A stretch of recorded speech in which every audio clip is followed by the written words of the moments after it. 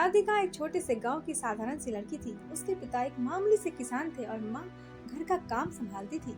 परिवार में अक्सर पैसों की तंगी रहती थी, कपड़े भी साधारण और पढ़ाई भी सरकारी स्कूल से। जिंदगी का हर दिन संघर्ष भरा होता था। राधिका बचपन से ही सीधी सादी शर्मीली स्वभाव की लड़की थी।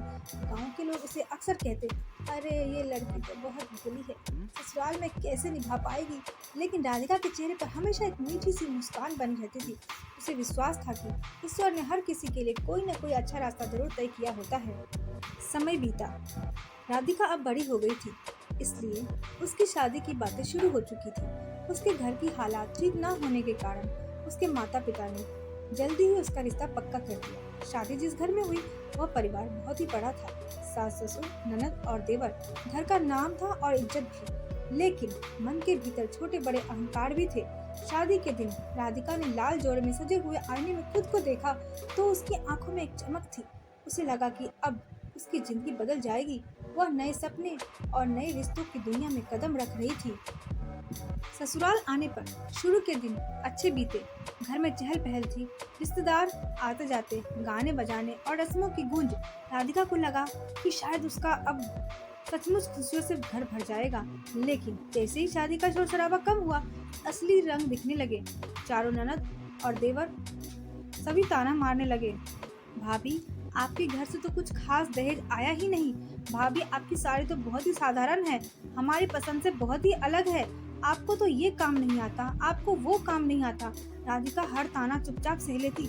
वह सोचती, मैं नहीं हूँ, धीरे धीरे सब मान जाएंगे, बस मुझे धैर्य रखना पड़ेगा।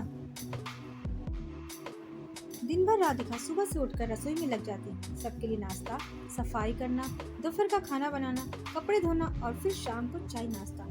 शाम को जब घर की लड़कियां सजती संवरती तो राधिका वही पुराने कपड़े पहनकर बस मुस्कुराती रहती। रात को जब सब सो जाते तो वह आंगन में आसमान की ओर देखती और मन ही मन कहती, हे भगवान, मुझे भी एक दिन ऐसा परिवार मिले जो मुझे अपनाए। मैं तो बस प्यार और अपनापन चाहती हूँ। शादी को 3 महीने हुए थे। राधिका को अभी तक किसी ने दिल से नहीं अपनाया था। पति काम में व्यस्त रहते, सास ससुर अपने नियम कायदे में और ननद अपनी ही दुनिया में। कभी कभी उसे लगता कि वह इस बड़े घर में होते हुए भी अकेली है। उसकी आंखों से रात को आंसू निकल आते, लेकिन सुबह वह मीठी मुस्कान चेहरे पर सजाकर सबके सामने खड़ी हो जाती। इन्हीं दिनों राधिका का जन्मदिन पास आ रहा था। यह उसका शादी के बाद का पहला जन्मदिन था। बचपन से ही उसे जन्मदिन को लेकर काफ़ी भावुकता रहती थी। गरीबी में भी उसकी माँ उसके लिए घर पर छोटा सा केक जरूर बनाती थी और पिता उसे गले लगाकर कहते, बिटिया तू मेरी सबसे बड़ी दौलत है। इस बार वह मन ही मन उम्मीद कर रही थी कि ससुराल में कोई तो होगा जो उसके लिए कुछ खास करेगा, शायद पति, देवर या ननद या शायद पूरा परिवार। लेकिन जन्मदिन से एक दिन पहले तक किसी ने कोई बात नहीं की। घर का माहौल सामान्य रहा। राधिका ने सोचा सब शायद भूल चुके हैं, कोई बात नहीं, लेकिन उसके दिल के किसी न किसी कोने में एक उम्मीद भरी थी। जन्मदिन की पहली संध्या पर राधिका आंगन में अकेली बैठी थी। चांद की रोशनी उसके चेहरे पर आ रही थी और उसकी आंखों से आंसू निकल रहे थे। उसने मन ही मन कहा, क्या मेरी खुशी की कीमत नहीं है? क्या मुझे कोई अपनी बेटी या बहन की तरह नहीं देख सकता? शायद यह घर कभी मुझे अपना न पाए। इन्हीं सोचों में वह देर रात तक बैठी रही। सुबह की पहली किरण के साथ राधिका ने भी अपनी आंखें खोली। यह उसका शादी के बाद का पहला जन्मदिन था। उसके दिल के कोने में अभी भी उम्मीद बाकी थी, शायद किसी को तो याद होगा। वह धीरे उठी और नहा धोकर रसोई में चली गई। जैसे हर दिन वैसे आज भी उसने घर के लिए चाय नाश्ता बनाया और सास ससुर को प्रणाम किया, पर किसी ने उसके जन्मदिन का जिक्र तक नहीं किया। ननदें भी अब आपस में हंसी मजाक कर रही थी, पर किसी ने भी उसे जन्मदिन की बधाई नहीं दी। राधिका का दिल बैठ गया। उसने खुद से कहा, शायद मैं ज़्यादा उम्मीद कर बैठी। यहाँ मेरे जन्मदिन की किसी को परवाह नहीं है। सुबह नाश्ते की मेज पर बैठते हुए बड़ी ननद बोलती है, भाभी ये पराठे इतने मोटे क्यों बनाए हैं? किसी को खाने ही मुश्किल हो जाएगा। दूसरी ने हंसते हुए कहा, हाँ हाँ, भाभी तो बस काम चलाती है, इन्हें तो सीखना बहुत कुछ बाकी है।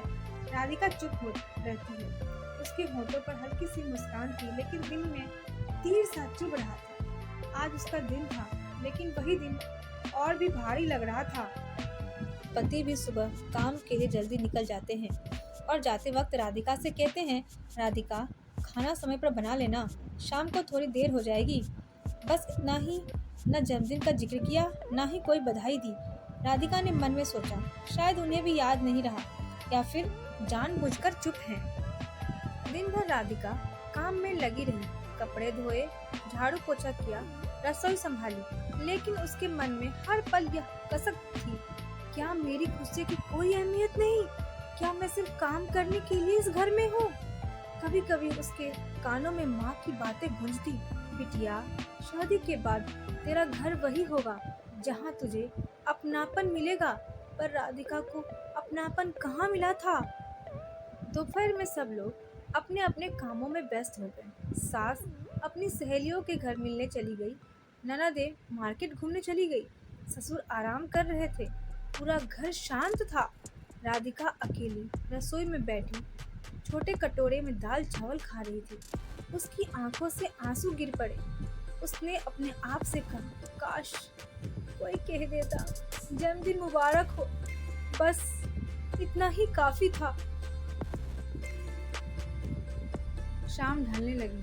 राधिका ने सोचा, आज का दिन बस ऐसे ही खत्म हो जाएगा। उसने जल्दी जल्दी रात का खाना तैयार किया और फिर अपने कमरे में चली गई। मन में ठंडापन और अकेलापन था। वो आईने में खुद को देखकर रो रही थी और उसकी आंखें भी लाल थी। चेहरे पर थकान साफ झलक रही थी। वह मन में सोच रही थी, क्या यही मेरी जिंदगी है? क्या मैं कभी इस घर में अपनी जगह बना पाऊंगी? रात को ठीक 8 बजे अचानक पूरे घर की लाइट बंद हो जाती है। राधिका चौंक जाती है। ये क्या हुआ? बिजली चली गई क्या? वह जल्दी से रसोई जाती है ताकि वह मोमबत्ती जला सके, लेकिन तभी उसके कानों में धीमी हंसी की आवाज आती है। अचानक कमरे के बीचों बीच रंग बिरंगे गुब्बारे और मोमबत्तियों की हल्की रोशनी जगमगाने लगी। जैसे ही राधिका ने देखा, उसकी चारों ननदें हाथों में एक छोटा सा केक लेकर खड़ी थी। वे सब मिलकर जोर से बोली, हैप्पी बर्थडे भाभी। राधिका चौंक गई। उसे अपनी आंखों पर यकीन नहीं हुआ। बड़ी ननद आगे बढ़ी और बोली, भाभी, हम जानबूझकर आपको परेशान कर रहे थे। हमें पता था कि आज आपका जन्मदिन है। हम आपको सरप्राइज देना चाहते थे। दूसरी ननद ने हंसते हुए कहा, आप सोच रही थी कि हम सब भूल गए, लेकिन भाभी, सच्चाई यह है कि हम सब मिलकर आपका पहला जन्मदिन खास बनाना चाहते थे। तीसरी ने कहा, भाभी, हम आपसे बहुत प्यार करते हैं, बस हम कभी कभी नादानी में ताना मार देते हैं। और चौथी ने कहा, भाभी, आज से हम आपको सिर्फ भाभी नहीं, बड़ी बहन मानेंगे। राधिका की आंखों से आंसू बह निकले। वह फूट फूट कर रोने लगी। उसने कहा, मैंने सोचा था इस घर में कोई मुझे अपना नहीं समझता। आज पहली बार महसूस हो रहा है कि मैं भी इस परिवार की हिस्सा हूँ। सभी ननद उसे गले लगा लेती है। उस पर पूरे घर का माहौल बदल जाता है। राधिका ने कभी सोचा भी नहीं था कि उसके लिए कभी इतना बड़ा सरप्राइज रखा जाएगा, लेकिन टेबल पर रखा था छोटा सा केक, उस पर रंग बिरंगी मोमबत्तियाँ चमक रही थी। बड़ी ननद ने हंसते हुए कहा, भाभी, जल्दी कीजिए, मोमबत्तियाँ बुझाइए और विश मांगिए। आपका पहला जन्मदिन है हमारे घर में। राधिका के हाथ कांप रहे थे। उसने मोमबत्तियों को देखा और आंखें बंद करके मन ही मन विश मांगा, हे भगवान, मुझे बस इस घर का सच्चा हिस्सा बना दीजिए। बस सबका प्यार और अपनापन चाहिए। उसने धीरे धीरे मोमबत्तियां बुझाई और पूरे घर में तालियों और हंसी की गूंज उठी। केक काटने के बाद चारों ननद ने मिलकर उसे एक छोटा सा गिफ्ट दिया। राधिका ने कांपते हाथों से पैकेट खोला। अंदर एक बेहद प्यारी सी साड़ी और उसके साथ चूड़ी का सेट था। बड़ी ननद बोली, भाभी, ये गिफ्ट बहुत महंगा नहीं है, लेकिन दिल से दिया है। हम चाहते हैं कि आप ये पहने तो हमारा प्यार याद रहे। राधिका की आंखें फिर से भर आई। राधिका कहती है, ये तो मेरे लिए दुनिया की सबसे कीमती तोहफा है, क्योंकि इसमें अपनापन है। इसी बीच पति की एंट्री होती है। राधिका ने हैरानी से उनकी ओर देखा और कहा, आप तो कह रहे थे मैं देर से आऊँगा। अजय मुस्कुराता है, हाँ, मैंने जानबूझकर कहा था। दरअसल ये पूरा प्लान हमारा ही था। ननदों ने पूरा दिन आपको परेशान कर रखा ताकि आप सोचो कि सब भूल गए और फिर शाम को ये सरप्राइज आपके लिए। उन्होंने आगे बढ़कर राधिका के हाथों में छोटा सा डिब्बा रखा। अंदर एक सिंपल सी अंगूठी थी।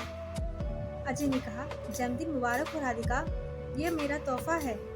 आप सिर्फ मेरी पत्नी नहीं बल्कि आप मेरी ताकत हो। अब तक सास ससुर भी आ चुके थे। सास ने राधिका को गले से लगाया और ससुर ने भी आशीर्वाद दिया और कहा, आज से तुम इस घर की बहू ही नहीं, हमारी बेटी भी हो। अब पूरा घर खुशियों से गूंज रहा था। राधिका ने सभी को केक खिलाया और देवर ने मस्ती में गाना गाया। सास ससुर ने भी आशीर्वाद दिया। जिस घर में उसे सभी लोग ताने देते थे, उसी घर में आज वो सबकी दुलारी बन गई थी।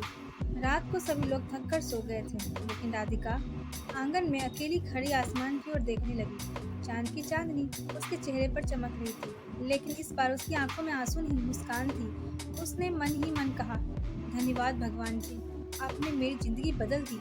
आज मुझे अपनापन मिल गया। अब मैं सिर्फ बहू नहीं बल्कि इस परिवार की बेटी भी हूँ। राधिका की कहानी यह सीख दिलाती है कि धैर्य, सहनशीलता और सच्चा दिल कभी व्यर्थ नहीं जाता। कभी कभी परिवार के लोग समय लेते हैं, लेकिन प्यार और अपनापन ही अंत में रिश्तों को जोड़ता है। गरीब बहू के पहले जन्मदिन ने पूरे परिवार को बदल दिया। यह घर सिर्फ एक मकान नहीं रहा बल्कि सच्चे रिश्तों और अपनापन का मंदिर बन गया। राधिका का पहला जन्मदिन उसके जीवन का सबसे यादगार दिन बन गया। वह दिन सिर्फ उसका जन्मदिन नहीं था बल्कि उसके और पूरे परिवार के रिश्तों का एक नया जन्म था। तो दोस्तों, अगर आपको यह कहानी पसंद आई हो तो प्लीज़ वीडियो को लाइक करें, शेयर करें, चैनल को सब्सक्राइब करें और हाँ, कमेंट में ज़रूर बताएं कि क्या आपके जीवन में भी राधिका के जन्मदिन की तरह किसी ने सरप्राइज दिया है। फिर मिलते हैं नई कहानी में। तब तक के लिए बाय बाय।